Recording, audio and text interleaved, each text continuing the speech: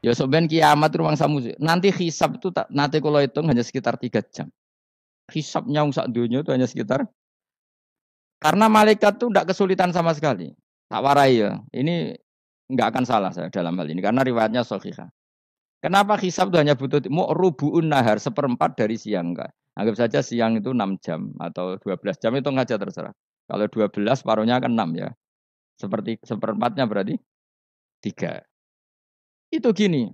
Jadi nanti di mahsyar itu kan yaumatab yadu wujuh watas wadu wujuh. Yaudah yang kafir itu gelap, hilang. Wajahnya, tubuhnya semuanya gelap. Yang mukmin itu semuanya terang.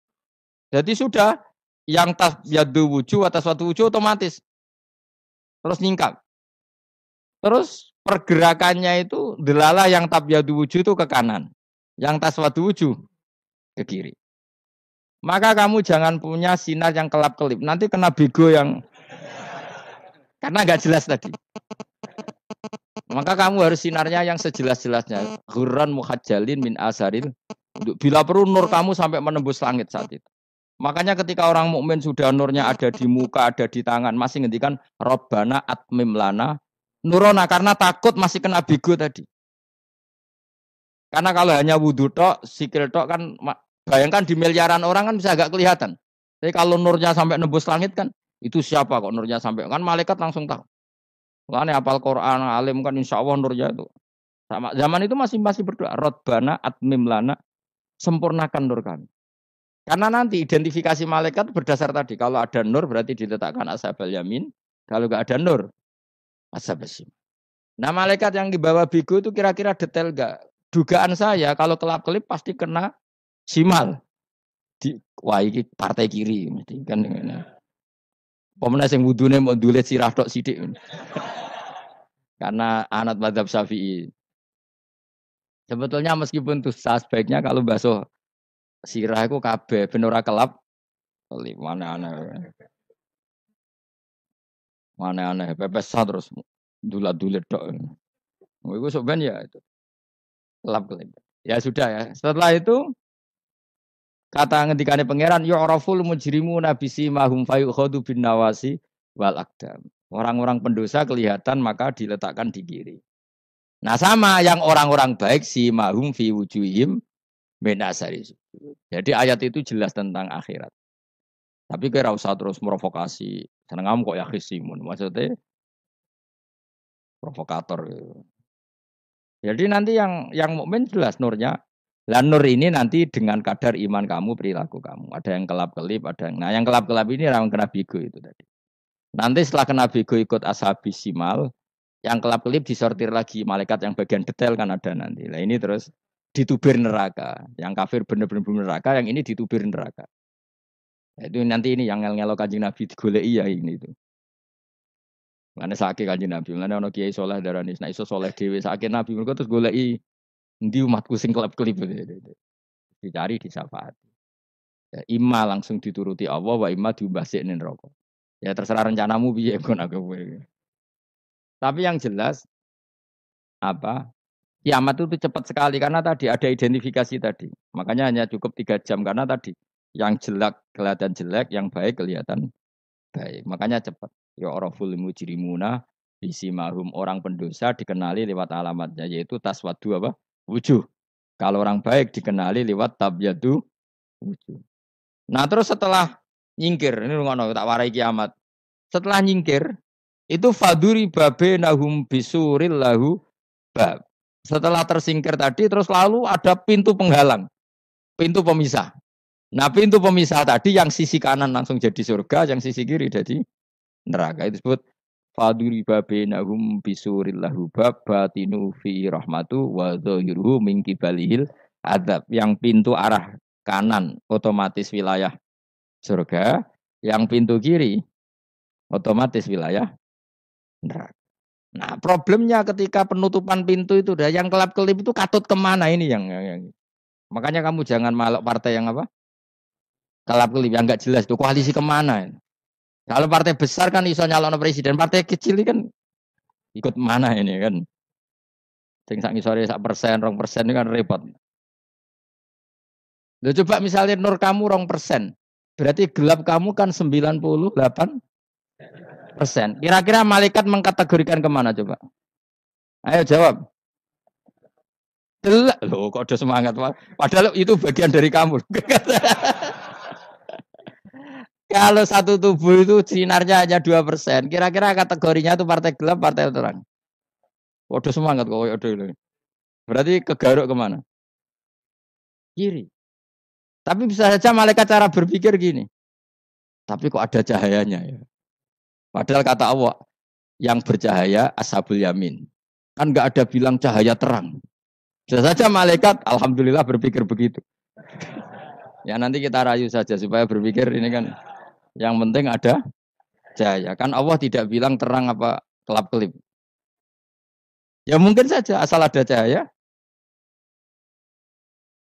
dikategorikan lahu nur. Punya apa? Nur. Tapi yang jelas saat itu pun yang sudah punya cahaya masih berdoa Robbana atsmim lana nurona. Ya Allah saya mohon sekali nur-nur kami sempurna. Jadi ini saya bantu teman-teman yang hafid-hafid supaya tahu maknanya ya. Dan yang nggak hafid ya dengar ya. Kalau nur itu penting. Makanya Nabi itu kayak apa Nabi itu orang super itu kalau ngendikan Muhammad al-min fauqi nuran wa min tahti nuran wa an yamini nuran wa an simali nuran sampai terakhir Nabi masih mendoa untuk dirinya waj'ali nuran dan semua tubuh saya jadi nur. Saya Nabi sudah gitu. Ya Allah jadikan sisi depanku nur, belakang kami nur, kanan nur, kiri nur. Terakhir itu apa? Waj'alni nuron dan doa semoga semua tubuh saya jadi itu termasuk doa yang sering saya baca. Karena saya takut kelap-kelip tadi ini bahaya ini kalau malaikat. Saya tidak tahu cara berpikir malaikat tadi. Apa ngitung 98% maka dikategorikan apa? Gelap. Apa dihitung nurnya saja? Wong instruksinya Allah kan yang ada nur ashabul yamin. Meskipun kelap-kelip kan punya nur. Saya tidak tahu nanti ikut 2% ikut mana kalau di partai koalisi itu. Ya, ikut yang menang biasanya ikut yang apa? Ya makanya saya mohon kalau wudhu itu usahakan sempurna, terutama wudhu sholat. Kalau nggak wudhu sholat itu sebaiknya nggak sempurna supaya ada bedanya wudhu sholat sama wudhu tidak sholat. Rasulullah itu masyhur gitu ya. Rasulullah itu kadang tawaddu'a wudhu'an khafifan, wudhu yang sederhana, yaitu hanya sekali-sekali dan tidak sempurna. Ketika ditanya as-sholat ya Rasulullah tidak. Misalnya saya habis makan, mau tidur, biasanya ya wudhu. Tapi tentu tidak perlu sesempurna kayak wudhu sholat, biar ada bedanya. Rasulullah juga gitu. Beberapa kali beliau wudhu, tapi tidak sesempurna wudhunya untuk sholat. Masyhur itu di riwayat itu. Tawaddu'a wudhu'an khafifan. Duna wudhu'ihi lis sholat. Tapi kalau wudhu untuk sholat, asbaghal wudhu, menyempurnakan wudhu. Jadi supaya ada bedanya wudhu sholat dan wudhu tidak sholat. Saya gak wong sore iso ngaji, podo kabeh. Abu Bakar ya gitu. Ono wong poso sunat kok nyediakno buka, oh dimarahin.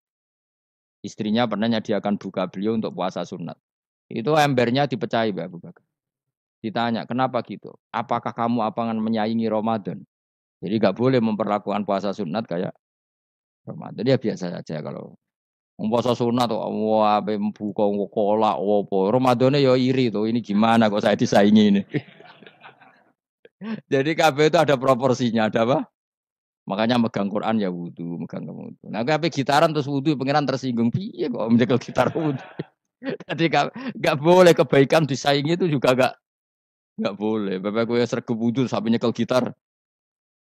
Yo, Quran tersinggung wasem ini gak sembunyi kan. Malaikat panitia kan ya tersinggung. KB itu kan ada proporsinya apa? Ada proporsi. Itu hebatnya Rasulullah. Jadi kalau beliau wudhu, bahkan wudhu itu wudhu li sholat sama tidak sholat itu. Misalnya sholat sunat. Sholat sunat tuh kamu mampu ngadeg boleh nggak duduk? Boleh. Kalau sholat fardu nggak boleh, biar ada bedanya. Fardu itu spesial, nggak boleh harus berdiri. Kalau sunat, sunat pun harus berdiri. Fardu tersinggung. Iya sunat kok nyaingi aku kan gitu kayak. Ya makanya sholat fardu wajib berdiri ya. Sholat sunat boleh duduk meskipun mampu loh ya. Nggak boleh sama. Sholat sunat pun harus berdiri. Berarti ada sunat menyaingi fardu. Ya jelas ya. Jadi aturan main itu harus jelas. Nggak boleh. Makanya Abu Bakar itu nggak mau kalau ada orang puasa sunat kemudian apa? Abdullah bin Mas'ud lebih parah. Dia itu tukang nyuepeng orang yang selalu sholat duha. Makanya saya itu duha itu jarang. Karena takut kena sweepingnya siapa? Abdullah bin Mas'ud. Itu ada orang khusyuk tiap hari itu hadis sweeping sama dia.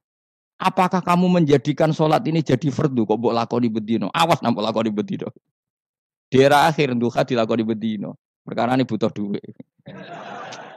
Oh itu kalau zaman Abdul Mahmud kena sweeping apa? Karena berarti menandingi fardu.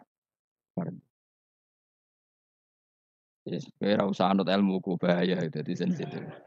Cuma ini kan ilmu tetap tak utarakan. Biar kamu tahu, nggak boleh fardu disaingi itu nggak. Coba kan banyak ketentuannya tadi. Contoh paling gampang itu apa? Kalau sholat fardu boleh nggak boleh apa? Duduk. Sholat sunat boleh duduk. Sholat sunat boleh di kendaraan sesuai jalannya kendaraan. Ayat nama tawajjahat bi rohilatu. Kalau sholat fardu, kalau kamu naik unta harus turun untuk memastikan di kiblat. Jadi banyak sholat sunat kamu dalam keadaan najis sudah tidak boleh dilakukan. Kalau sholat fardu, karena saking pentingnya fardu, meskipun dalam keadaan najis tidak menemukan alat sesuci harus tetap sholat. Jenenge sholat dihormatil waktu. Karena nggak boleh fardu ditinggalkan. Meskipun nanti harus iadah. Karena nggak boleh mengalahkan fardu meskipun itu oleh najis. Jadi misalnya kamu pergi hanya bawa satu celana, kemudian di terminal atau apa kena najis, kena uyah sampean misalnya, kamu harus tetap wudu dan sholat. Karena nggak boleh fardu ditinggalkan. Meskipun nanti harus iadah karena sholat kamu tidak sempurna. Dalam keadaan celana kamu najis, boleh nggak sholat sunat? Oh nggak boleh. Karena kalau fardu itu darurat memang sesuatu yang harus maka dilakukan. Tapi kalau kamu dalam keadaan nggak suci, nggak boleh melakukan sholat apa? Sunat. Karena fardu itu spesial apa? Spesial. Bukan kalau terus nanya. Wamtazul yauma ayyuhal mujrimun. Ya, jadi orang mujrimun harus terpisah dari orang apa? Mukmin. Dan yang keharusan itu ketika di surga. Tapi kalau di dunia ya boleh muamalah boleh. Ya muamalah yang halal maksudnya. Infaridu tegese misau sira kabeh ana mukminin sing pira-pira mukmin intaktilatihim. Nalikane campure kufar utawa al mujrimin bihi lan al mukminin. Atau rujuke mbok walik mboten napa. Maksudnya rujuke diwalik ge sami intaktilatihim mukminin bihi lan kufar atau kufar ning mukminin. Alam ahad ilaikum ya bani Adam. Alam ahad ana ta ora merentano ingsun ilaikum maring sira kabeh. Amurkum tegese ana ta ora merentano ingsun kum ing sira kabeh ya bani Adam ahi bani Adam. Ala lisani rusuli ing atase lisane para utusan-utusan ingsun. Bukankah saya telah merintahkan kamu wahai Bani Adam Allah tak butuh setan. Yen ora menghamba sira kabeh asetan ing setan. Ngendikane pangeran kowe ijek kanut setan cek nemen nih. Bukankah sudah saya perintahkan kamu tidak boleh diperbudak napa setan. Maknane latuti tegese aja taat sira kabeh ing setan. Inna sak temene setan laku maring sira kabeh aduun musuh mubinun kang jelas. Bayinul adawati banget musuhane. Lah yo setan musuhmu kok malah mbok enut bocah kok sarap ngono. Karwan musuh kok di enut. Anut yo pangeran mergo Allah wali fid dunya wal akhirah. Wa ani buduni lan yen to nyembah sira kabeh ni ingsun. Wa anestune kelakuan budu nyembah sira kabeh ni ingsun wahidu tegese nglakoni ya tauhid sira kabeh. To mengesa kakno sira kabeh ni ingsun. Wati ulan to atau sira kabeh ni ingsun. Harusnya kita hanya ibadah ning Allah Subhanahu wa ta'ala karena dia yang menciptakan kita tempat kita kembali setan itu tidak siapa-siapa makhluk yang hina yang lemah kok malah taat ya ning gone zat sing super sing gawe kita sing memberi rezeki kita dan zat yang kita kembali hadza utawi iki maksudane taat ning Allah taala hadza ai al madkur min taatillah iku siratun ku dalan tori kontek dalan mustaqimun kang